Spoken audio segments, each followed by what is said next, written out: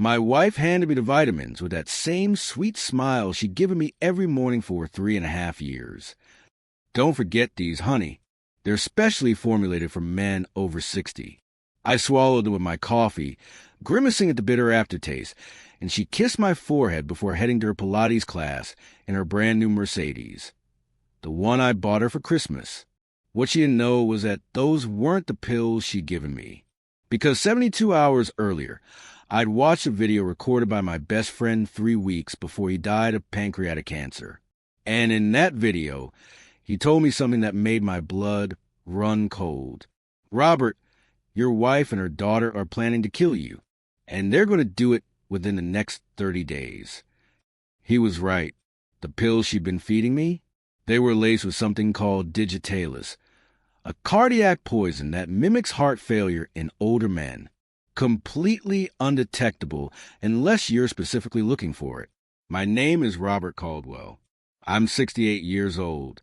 I made my fortune building semiconductor technology in Austin, Texas, and I nearly lost my life to the woman who swore to love me until death do us part. Turns out she met my death. Before I tell you how I watched this woman plan my murder on hidden cameras while eating breakfast in a hotel room 2 miles from my own house, I want to know, where are you watching from tonight? Drop your city and state in the comments. And if you believe that underestimating a man who spent 40 years engineering microprocessors and building billion-dollar defense contracts is a catastrophically stupid mistake, hit that subscribe button, because what you're about to hear is one of the most calculated, cold-blooded, and deeply satisfying revenge stories you'll ever witness. Let's begin. The call came on a Thursday morning in late September. I was sitting on the back porch of my house in Westlake Hills, one of the most expensive neighborhoods in Austin, Texas, watching the sun burn off the morning fog over Lake Austin.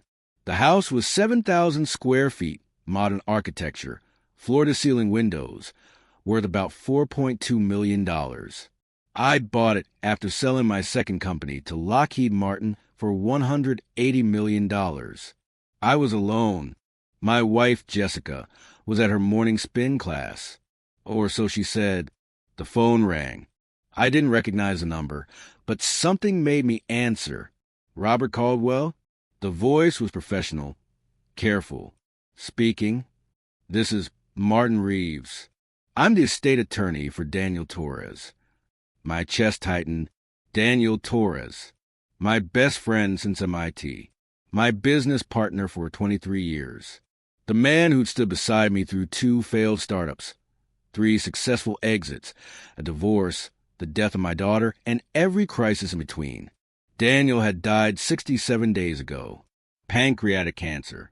Diagnosed in March. Gone by July. 59 years old. I'd given the eulogy. Held his wife Carmen's hand at the reception. Cried alone in my car for an hour afterward. I know who Daniel was, I said quietly. What can I do for you, Mr. Reeves? Daniel left specific instructions regarding a package for you, a sealed envelope that I was forbidden to release until exactly 67 days after his death. He paused. Today is day 67, Mr. Caldwell. I need you to come to my office. Daniel said you'd understand why when you received it.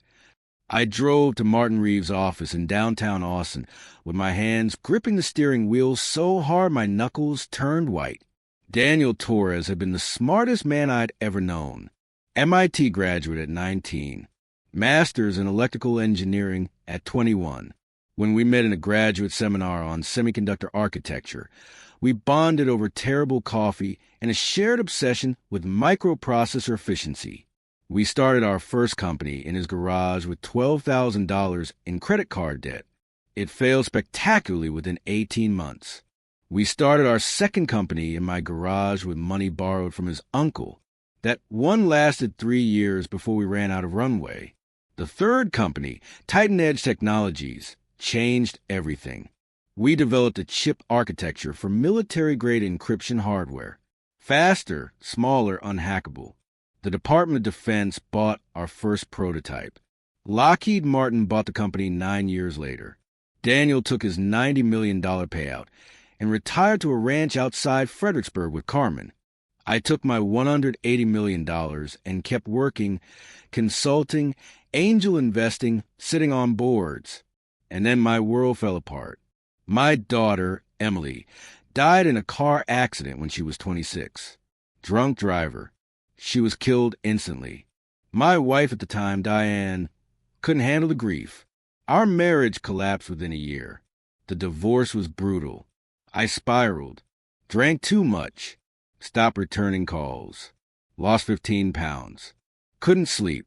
Daniel drove 2 hours from Fredericksburg every single week to sit with me. Didn't lecture, didn't give advice, just sat there.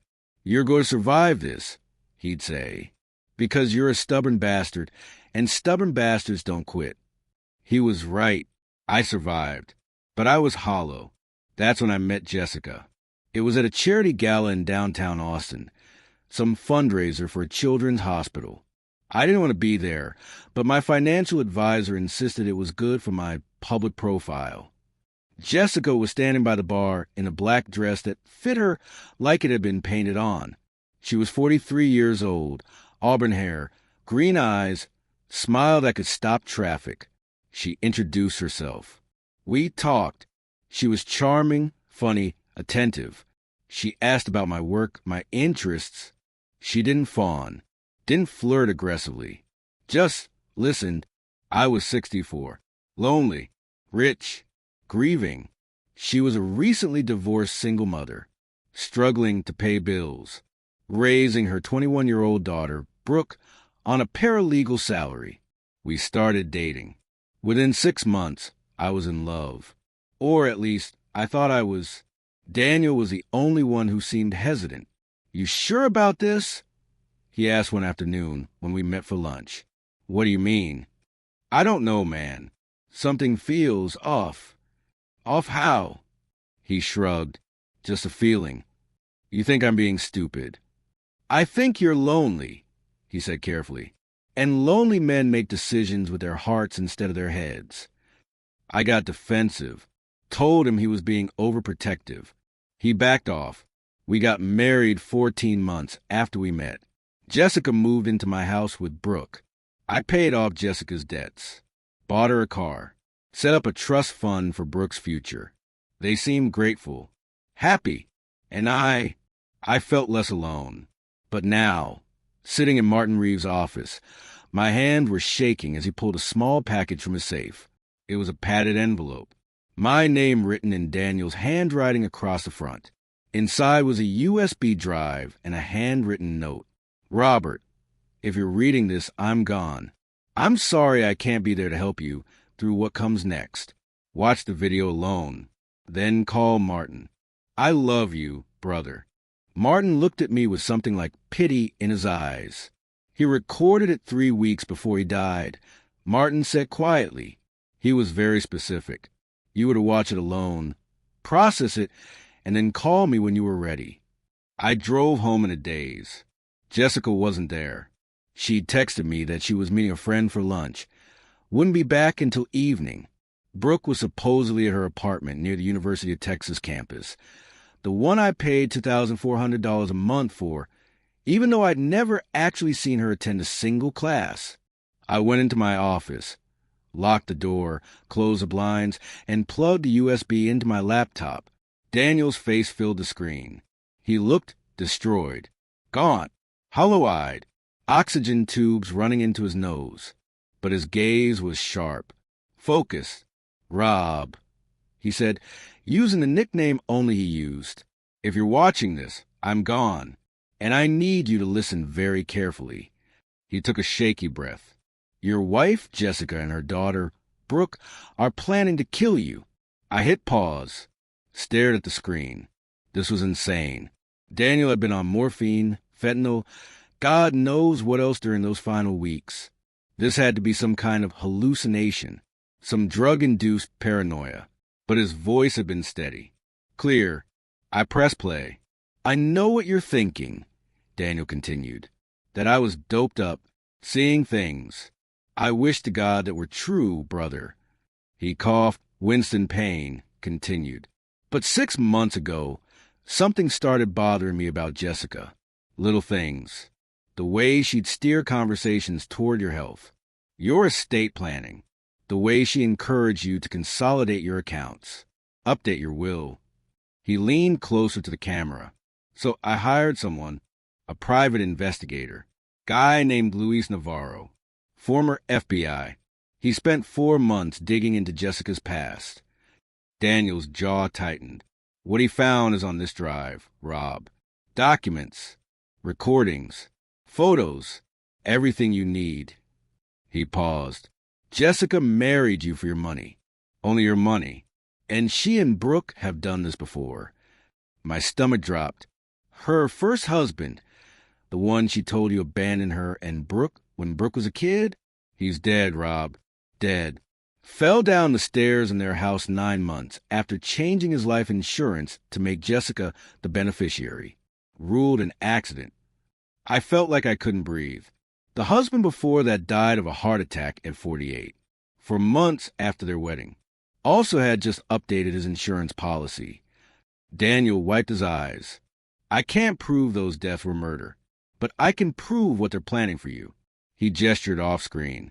Open the folder labeled Current Plot. Luis got audio recordings. Brooke is an idiot.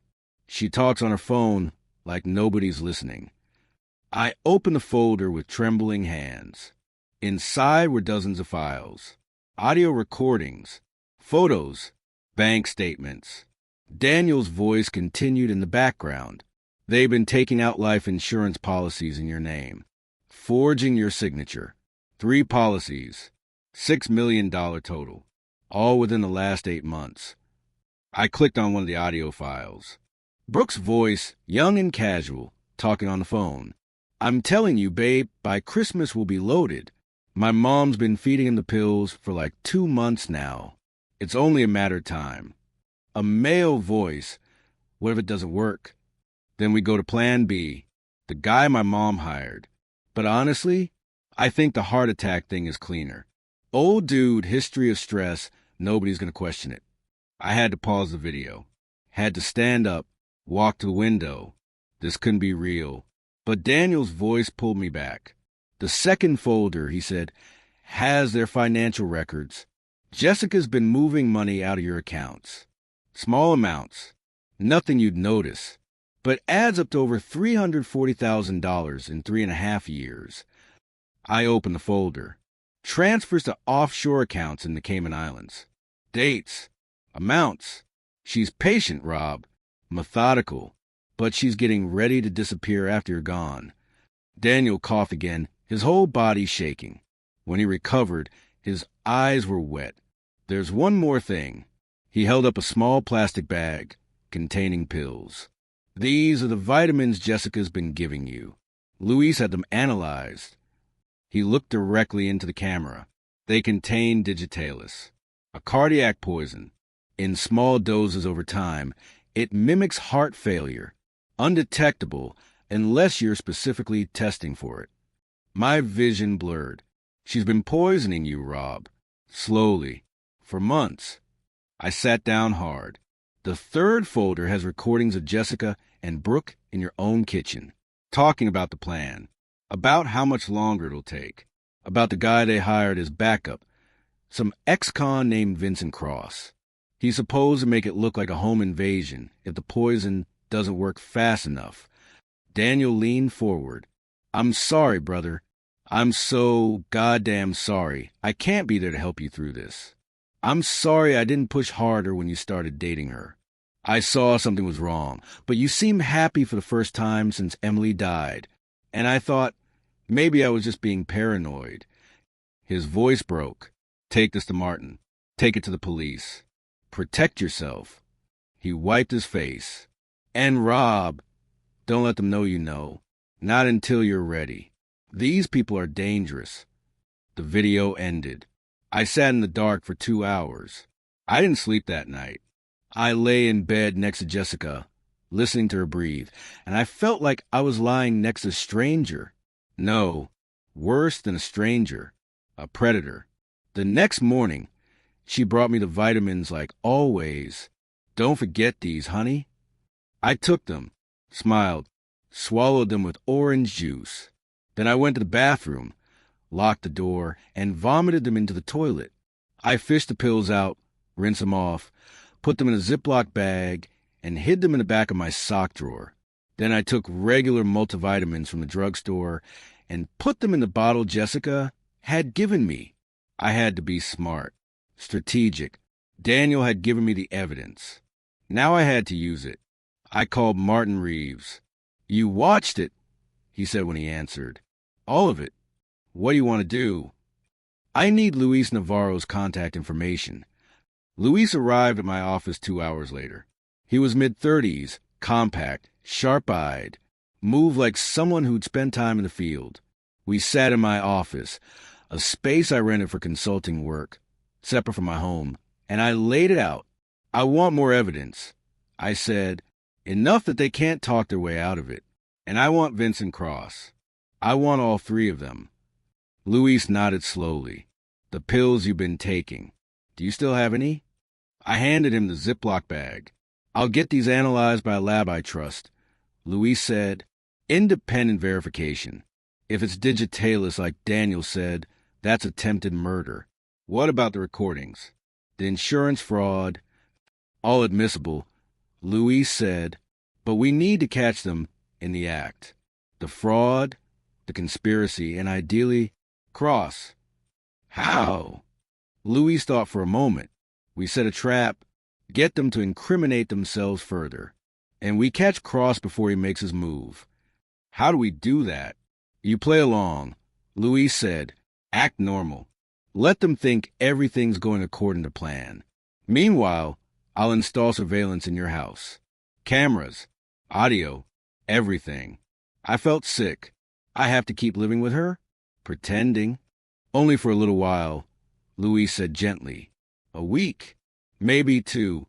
Just long enough to get what we need." I closed my eyes. Daniel spent his last weeks protecting me. I'm not walking away now. Over the next 10 days, I became an actor in my own life.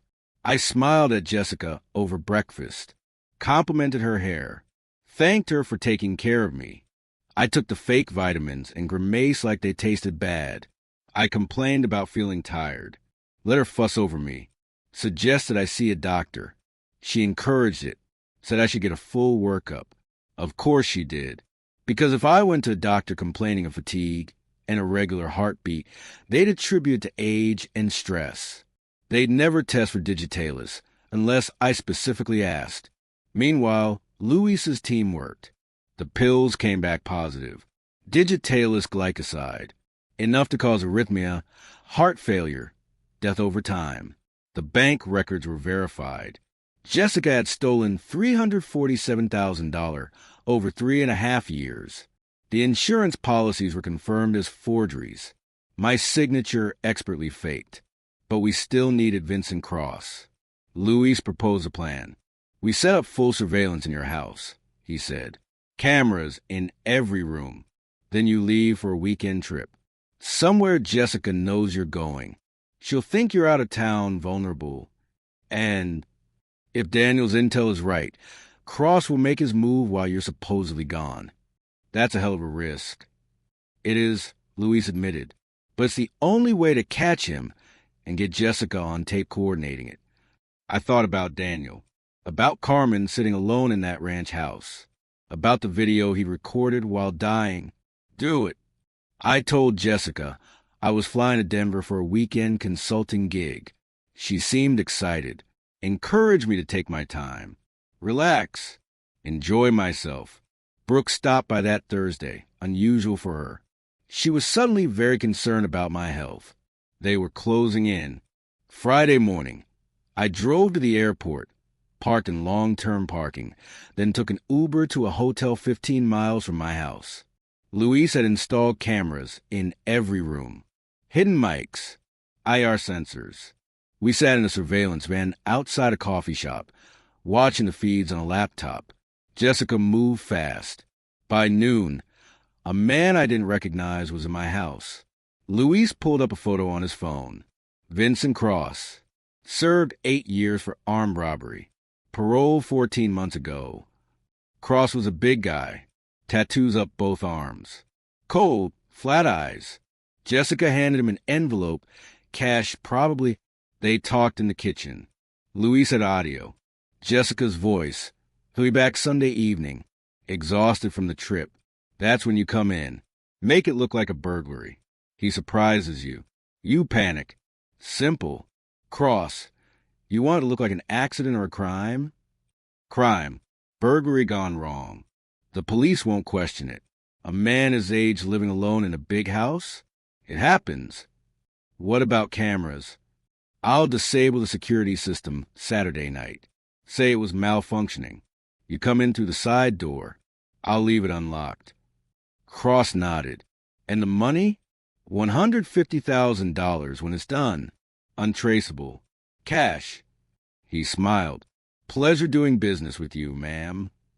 I watched this woman I'd shared a bed with for 3.5 years discuss my murder like she was hiring a contractor to remodel the kitchen. Luis put a hand on my shoulder. We've got enough. Not yet, I said. I want her saying it again. I want Brooke involved. I want it airtight. That night, Brooke came over. Jessica and Brooke sat in the living room, my living room in the house I bought, and talked. Brooke. Mom, are you sure about this? What if something goes wrong? Jessica. Nothing's going to go wrong. Cross is a professional. And even if the police suspect something, we have alibis. You'll be at that concert with your friends. I'll be at book club. We're covered. And the money? The insurance pays out within 60 days. $6 million. Plus the house, the investment accounts, everything. We're talking about $11 million total. Brooke laughed. God, I can't wait to get out of this shithole city. Belize, Jessica said. New names. New lives. You'll never have to work a day in your life. Luis looked at me. Now we've got enough.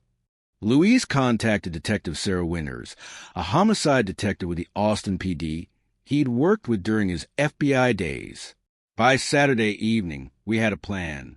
Sunday, I returned from Denver. I walked into my house with a carry-on bag, called out for Jessica. She came down the stairs, smiled, kissed me. How was Denver? Exhausting, I said. I'm going to bed early. I'll make you some tea. She did. I poured it into the plant in the bedroom. At 9:45 p.m., I heard the side door open. Footsteps. Vincent Cross moving through my house. Detective Winters and 3 plainclothes officers were positioned in the house next door. Luis was in the surveillance van. I lay in the dark, heart pounding. Cross climbed the stairs. I heard him breathing outside my door. The door opened. He was carrying a crowbar. Robert Caldwell, he said softly. That's when every light in the house blazed on, and Detective Winters stepped out of my closet with her gun drawn. Police, don't move. The next 6 hours were chaos. Cross, arrested. Cuffed. Read his rights. Officers flooding my house. Jessica arriving home from book club to find police cars in the driveway. Her face when she saw me standing in the living room, alive. Shock. Calculation. Fear. Brooke was picked up at the concert, brought to the house in handcuffs. She started crying immediately, blaming her mother. Jessica said nothing, just stared at me with those green eyes. I want my lawyer. In my office, Detective Winters played the recordings. Jessica's face drained of color. The audio of her coordinating with Cross. The video of her and Brooke discussing the $11 million. The financial records showing the theft. The forged insurance documents. And finally, Daniel's video. Jessica's expression didn't change. But Brooke broke. It was all her idea. Brooke screamed. I didn't want to do it. She made me. Jessica didn't even look at her. The DA charged Jessica and Brooke with conspiracy to commit murder, attempted murder, insurance fraud, theft, and forgery. Vincent Cross, facing life in prison, made a deal.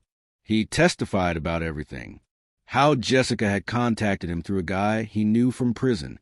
how she'd paid him $20,000 up front, promised $150,000 when I was dead, how she'd done this before. The investigation into Jessica's previous husbands was reopened. What they found was chilling. For marriages, 2 dead husbands, both with suspicious circumstances, both with life insurance policies. 2 divorces where she'd walked away with 6-figure settlements. She was a predator, patient, methodical, and I'd been her biggest mark yet. The trial was 8 months later. Luis Navarro testified about his investigation. The digitalis pills were entered into evidence. The recordings were played for the jury. Daniel's video was shown, his dying warning that it saved my life. Jessica showed no emotion until the verdict. Guilty on all counts. Brooke wept. Cross just shrugged. Jessica got life without parole. Brooke got 28 years. Cross got life plus 20. After it was over, I went to visit Carmen. She was at the ranch in Fredericksburg, tending the garden Daniel had loved. He knew he was dying, she said quietly, but he spent his last good weeks protecting you instead of resting. We stood in the September sunshine. I cried for my friend, for the brother who'd saved my life when he couldn't save his own. I sold the house in Westlake Hills. Couldn't live there anymore. Couldn't walk through rooms where my murder had been planned. I bought a smaller place in the hill country. Better security. Simpler life. I donated the $347,000 Jessica had stolen to pancreatic cancer research in Daniel's name. The rest I used to set up a foundation, the Daniel Torres Protection Fund, dedicated to helping victims of financial elder abuse and predatory relationships. We help people who've been scammed by romantic partners, family members, caregivers. We fund investigations, provide legal support, run education programs. Every person we help, I think of Daniel. A year after the trial, Luis called me. "Thought you want to know," he said. Jessica tried to appeal her sentence. When it was denied, she told another inmate everything about the previous husbands, the plans, everything. And they're building cases against her in 2 other states. She'll never see the outside of a prison again. Good. I'm 69 now. I run the foundation. I help people. I've learned to be careful, to trust my instincts. And I've learned that the best tribute to a friend isn't grief. It's living in a way that honors what they believed in. Daniel believed in protecting people, in doing the right thing, even when it cost him. His last act on earth was to save my life. And I've spent every day since trying to live up to that gift. Sometimes I still watch Daniel's video. Not the warnings about Jessica. I gave all that to the authorities. But at the end, there was a personal message. Daniel's face, tired but smiling. "Rob, we had a good run, didn't we? MIT dropouts to millionaires. 42 years of friendship. I got no complaints, brother. So when I'm gone, don't waste time mourning me. Live, but be smart about it. Trust your gut. And I've already paid Luis to keep an eye on you for the next 10 years. He laughed, then coughed. "You're my brother, Rob. Not by blood, but by choice. And choice makes it stronger." The video ends with Daniel giving a mock salute. That old gesture from our college days. I kept that order. I lived. And every person foundation helps. Every scam we uncover. Every vulnerable person we protect. That's Daniel's legacy. Because true friendship doesn't end with death. It just changes form. It becomes purpose, protection, a promise kept. And I intend to keep mine for as long as I draw breath.